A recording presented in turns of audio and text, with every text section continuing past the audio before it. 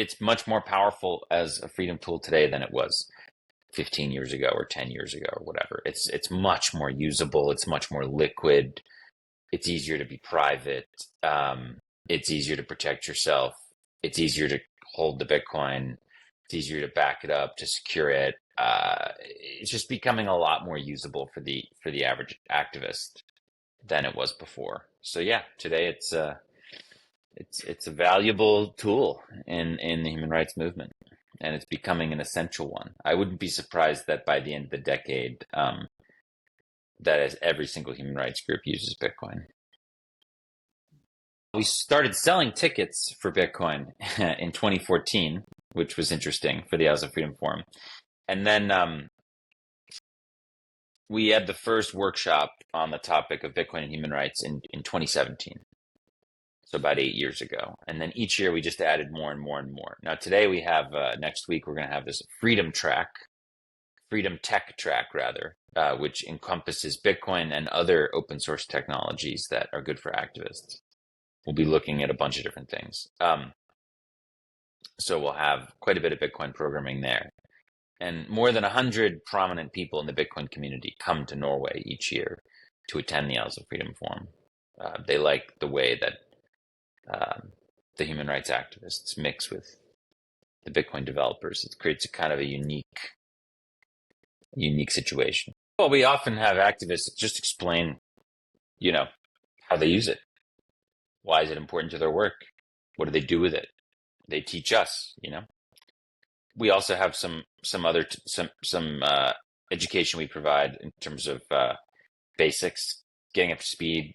If you know nothing about it, how can you use it? We have workshops. We have all kinds of trainings that happen there in Oslo, helping nonprofits and charities and policymakers and journalists even to learn about how to use it. So, I would take advantage. It's some world-class Bitcoin teaching that happens in Oslo. So if you're nearby and you want to come in and grab a ticket and learn, I think it's a great idea. Bitcoin is just one of many. Yep. There are VPNs, encrypted chat communications, Nostr, which is a way of decentralizing social media and social networks and identification. There's eCash, which is a way of basically creating private banks out of Bitcoin and issuing entirely private credits. Bitcoin is not a fully privacy protecting system. eCash is. So there's all these different technologies that relate to Bitcoin. Open source AI tools, very important. So you'll learn about all this stuff and how it's all connected in the Freedom Tech track. Yeah. You'll meet some of the most amazing people working in the area of financial freedom. Some of the most well-known Bitcoin CEOs, entrepreneurs, investors, developers, activists. It's really quite the gathering.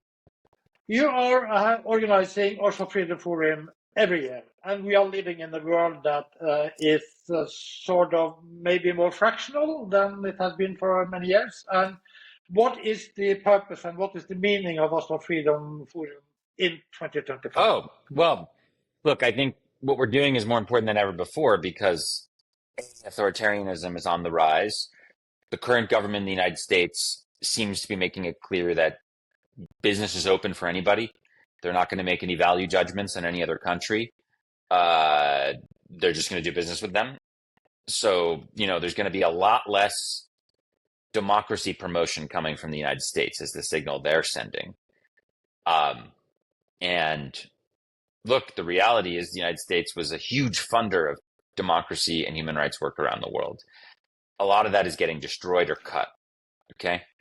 At the same time, philosophically, it looks like the current government for the next few years is going to be basically human rights not on the table as a discussion. Just not. They're not interested in that. This is like totally realpolitik, for better or worse. It is what it is. That's what they're going to do. So the fact that you have the U.S. government retreating from this area means there's a huge gap that needs to be filled. And I think that it's super important that the Oslo Freedom Forum does what it does. Who can fill that gap? Well, I think technologists, philanthropists, activists, journalists can work together to create solutions to help people where, maybe nation states and guns and armies can't. Uh, I think we've seen this before. I think we've seen people create incredible initiatives on the internet that help other people rise up, organize, communicate that are not government sanctioned. I understand that governments were involved with some of the infrastructure, of course, with the internet and with encryption and with cryptography, but at the end of the day, they don't control it today in terms of the math. So, things like PGP and Signal are incredible because they allow anyone around the world to interact with each other in a way that governments can't spy on. I mean, that's hugely inspiring. Um, so I think that we can win big wars, so to speak. Like we won the crypto wars in the 90s against the US government that wanted to kill encryption, President Clinton, Senator Biden. We won. Now you can encrypt in America and it's normal. It's like baked into all these different apps. It's awesome. So we can win these some of these big wars we can win. Um, History's shown that. So, you know, I think that individuals can move mountains. I mean, if you think about individuals who've changed the world, Nelson Mandela, Gandhi, Martin Luther King, come on. I mean, individuals can change the world. So we're gathering a lot of those kind of people in one place, and we're going to see how much we can help them.